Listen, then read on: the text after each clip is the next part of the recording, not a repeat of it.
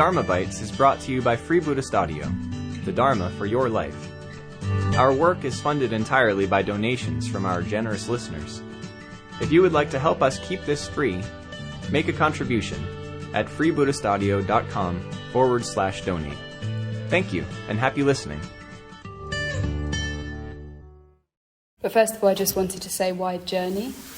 And that's because I think, for me, it's been easy to identify the heroic ideal with a goal or with a particular image of accomplishment, like the hero in their phase of accomplishment, without recognising the whole process nature of that experience.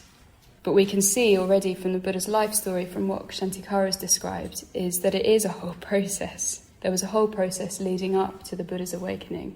And then there was a whole process leading away from the Buddha's awakening. He spent the rest of his life working out his experience and working out how to communicate it to other people.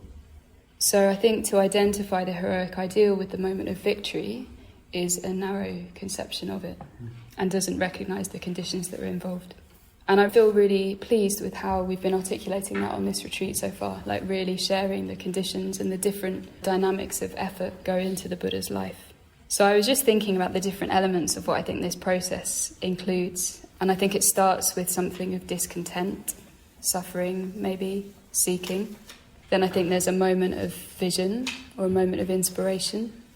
I think then there's a phase of commitment and then training and discipline and application.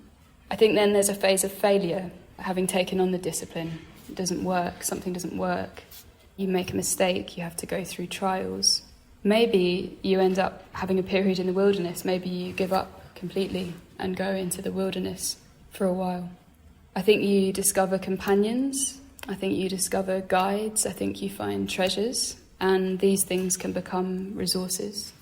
You make discoveries. You might apprentice yourself to a guide, train with them, learn with them. And then I think there's a phase of maturation where you integrate that learning. Maturation, mastery, accomplishment. And then I think there's a return.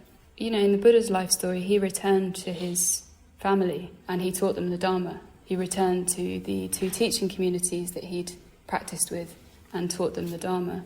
So you return and there's a handing on, there's a giving of a gift, and there's a reintegration with your world. And this goes round and round. This isn't just one life. This happens many times in a life. We hope you enjoyed today's Dharma Bite. Please help us keep this free.